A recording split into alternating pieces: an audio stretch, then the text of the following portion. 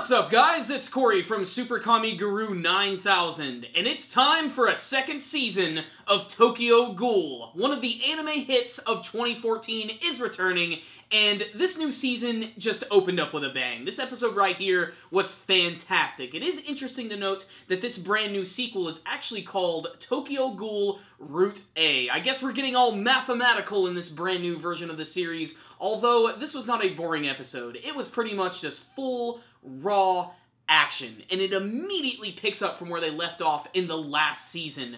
Jason, or Yamori, was just defeated by Kaneki, and he is slowly walking out of this building, which is crumbling, where the ghouls and the anti-ghoul task force are continuing to battle with each other, and this is basically where the meat and potatoes and just all of the glorious imagery comes from the first half of the episode, where you get to see the anti-ghoul task force fighting against the Owl. If you guys remember who the Owl was, he was that one character who was introduced at the very end of the last season, and he did resemble an owl in some senses, mostly in his mask, and he has this giant, weird, like, feathery dress all over his body, and all of these massive ghoul tentacles which explode from his back.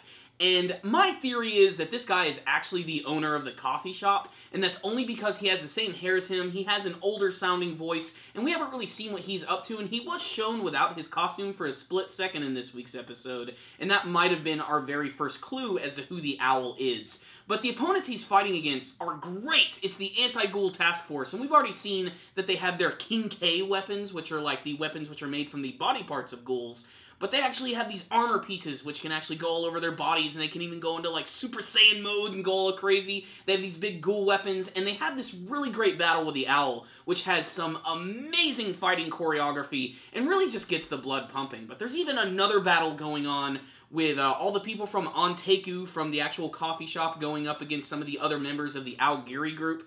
There's this one member of the group known as Noro, who has this weird, creepy mask, which is completely blank expression except for this one big glass cow smile. And he has the ability to heal himself. He gets, like, the top half of his body completely ripped to shreds, and he's able to bring himself back. And it's actually kind of an oddly funny scene where they're like, should we fight this guy? And they're like, no, let's get out of here. He'll probably fuck our shit up. And he just ends up walking away. And there's a scene where Ayato is fighting with his sister Toka, and Toka's basically just getting the crap beat out of her. Despite the fact that she does get a few good hits in, and the choreography here is really impressive, he literally just gets right on top of her and starts eating her tentacles right off her back in a very violent and uncomfortable scene. That is until Kaneki finally decides to come in and just start wrecking shit. And this is a part of the series which is going to be controversial for people, because Kaneki's character is completely different. He's no longer the character we knew in the first season, and a lot of that does have to do with the fact that he just endured a couple solid days of pure, unadulterated torture, and that has changed him both mentally and physically. This is actually the first time we've actually get to see him with his white hair for a long period of time, and he also seems to have some new powers. When he's fighting against Ayato, he pretty much just toys with him. He lets himself get hit a few times, and then he eventually just takes over the battle. And this is the thing about this episode that's going to be confusing a lot of people, and I myself am confused as well, because just in typical fashion, as the villains are defeated, everything starts crumbling and getting destroyed. We even get a lot of cameos from some of the other characters. Kaneki decides that he is going to join the Aogiri group, which is the group of evil ghouls who are planning on taking over, and I don't know why he has decided to go this way. I don't know why he wants to make this decision. I'm not sure how that's going to help him out. Maybe he realized something in the battle against the Aogiri group. Maybe he feels he can destroy them from the inside. It's kind of hard to read his character because he doesn't really say too much, and he's a much more introverted character than he used to be. And again, that has to do with all of the torture that he had to endure.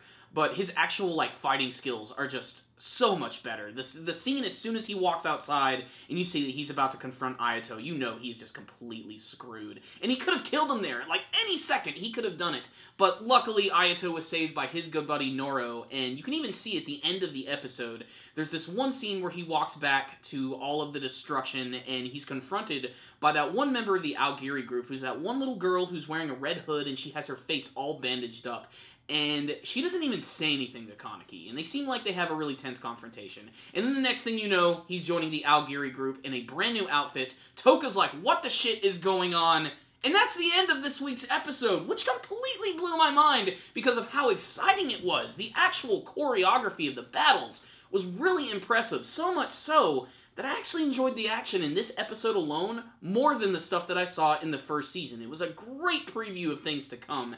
And the thing that I still think blows my mind is that, you know, I'm a very casual Tokyo Ghoul fan. I watch the anime version only. I don't read the manga version. Apparently, this season right here, Tokyo Ghoul Route A, actually deviates from the manga material. And I couldn't tell. It didn't feel forced. It didn't feel sloppy. It felt really exciting, and I'm really interested to see where they're going with this season. It's clearly got some great people working on it, and this is something I bring up from time to time whenever I review anime, and to some people it's a minor thing. To me, it's a really big deal. The artwork in this series, not just the character designs themselves, just the background artwork, looks phenomenal. Everything looks so picturesque and gorgeous. The winter setting is amazing. The final scene where Kaneki confronts Toka at the end on the riverfront with all of the lights behind them and the snow coming down just gives off such an amazingly heavy atmosphere, and that just adds so much to this action-packed episode right here. And it gave you a chance to sort of breathe, because all that action at the beginning, it never stops. It just keeps going. And they assume you've seen the first season. They don't explain jack shit. They don't tell you what the ghouls are, what their motives are. There's no narrator. It's straight up, if you didn't watch the first season, you're fucked. But this season right here looks like it's going to be a lot of fun. The first episode was just fantastic. It was great. If I only have one complaint about the first episode of Tokyo Ghoul Route A, it's that I don't like the intro. And I know that's a superficial thing, it's not that big a deal, and it's not going to affect my score. I just didn't really care for it. What I will say is, it's a beautifully done intro in terms of the animation and the artwork, and I especially love the imagery of Kaneki's mask slowly getting put on his face and then taken off again, which I'm assuming those are Rize's hands that are actually coming up from behind him and even out of his chest. It's very creepy looking, but it's just not a very interesting opening. It's basically just Kaneki staring at you for about a minute and a half, set to some very melancholy music. But it does look very nice. It's just not the intro for me. What I will say is, action fans, you gotta check out this episode right here. It was awesome. There's a lot of questions, but the whole time you're just gonna be wondering, where the hell was this series my whole life? It kicks a lot of ass. So I can't wait to see a little bit more of what Tokyo Ghoul Route A is going to do. All I know is the first episode was really exciting. It might be flawed in the fact that it doesn't really explain anything about Tokyo Ghoul. If you never saw the first season, you might be lost.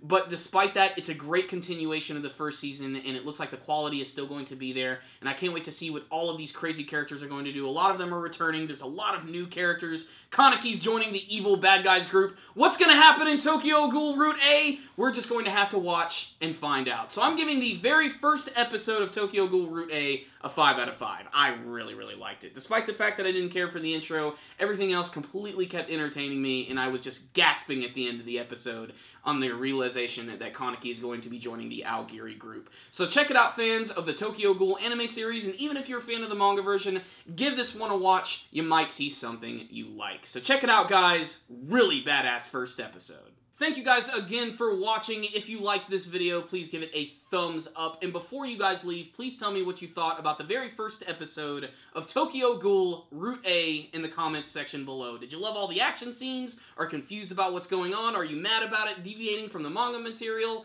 And remember, guys, you can also subscribe to our channel by clicking on the channel icon right up here. You can also follow us on Facebook and on Twitter. And make sure to check out our Amazon Associates link in the description box below. If you ever buy anything on Amazon, whether it be manga or anime DVDs, use that link. It'll help support us out a lot. And if you feel so inclined, you can donate directly to us through our PayPal link. Thank you guys for watching. Super Kami Guru 9000. Out.